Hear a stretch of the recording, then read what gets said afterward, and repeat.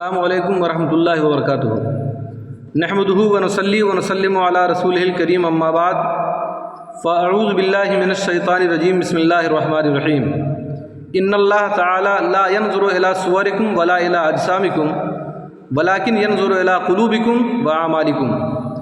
صدق رسول اللہ صلی اللہ تعالی علیہ وسلم۔ حضرات گرامی، اللہ رب العزت ہمارے چہروں کو نہیں دیکھتا، ہمارے جسموں کو نہیں دیکھتا ہے۔ ہمارے چہروں کا اجلاپن اور چہروں کی سفیدی کو وہ نہیں دیکھتا۔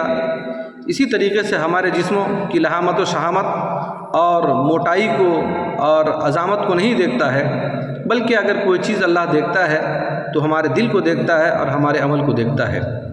اسی وجہ سے بہت سارے ایسے لوگ ہیں جن کا دنیاوی وضع قطع بہت خوبصورت نہیں ہوتا، بہت اچھا نہیں ہوتا، لباس اچھے نہیں ہوتے اور وہ بہت موٹے تگڑے نہیں ہوتے ہیں، لیکن اللہ کی بارگاہ میں اس کا اتنا بڑا مقام ہوتا ہے کہ حضور سرور کائنات صلی اللہ علیہ وسلم ارشاد فرماتے ہیں، رب اشعث اغبر مدفوع بالابواب لو اقسم علی اللہ لابرہ، کہ بہت سارے ایسے لوگ جو پراگندہ بال ہوتے ہیں، اور بعض روایات کی روشنی میں وہ پراگندہ بال ہوتے ہیں، وہ اگر کسی سے 1 دینار مانگیں تو لوگ نہیں دیتے ہیں، ان کی کوئی پرواہ نہیں کی جاتی ہے۔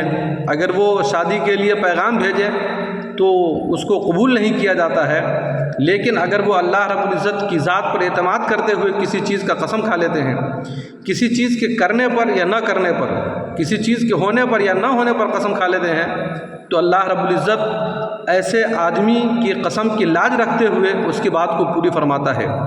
اسی ضمن میں دور رسالت مآب صلی اللہ علیہ وسلم کا ایک واقعہ سماعت کریں۔ حضرت ربیہ بنت نضر ہیں، انہوں نے ایک انصاری باندی کا دانت توڑ دیا۔ معاملہ اللہ کے نبی علیہ السلام کی بارگاہ میں پہنچا۔ حضور سرور کائنات صلی اللہ علیہ وسلم نے ارشاد فرمایا، ربیہ کا دانت توڑا جائے گا۔ انس نے، جو ربیہ کے بھائی ہیں، انہوں نے کہا، یا رسول اللہ، کیا ربیہ کا دانت توڑا جائے گا؟ اللہ کے نبی نے فرمایا، ہاں، قرآن کہتا ہے السن بالسن، یعنی قرآن قصاص کا حکم دیتا ہے اور دانت کو دانت کے بدلے توڑا جائے گا۔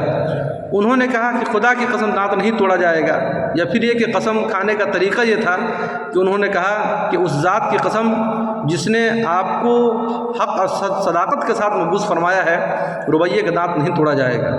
اب اللہ رب العزت نے ان کی قسم کو اس طریقے سے پوری فرمایا اور ان کے قسم کی لاج رکھا کہ اس انصاری عورت کے گھر والے کے دلوں میں ان کی طرف سے رحم ڈال دیا اور دیت پر وہ تیار ہو گئے یا انہوں نے معاف کر دیا۔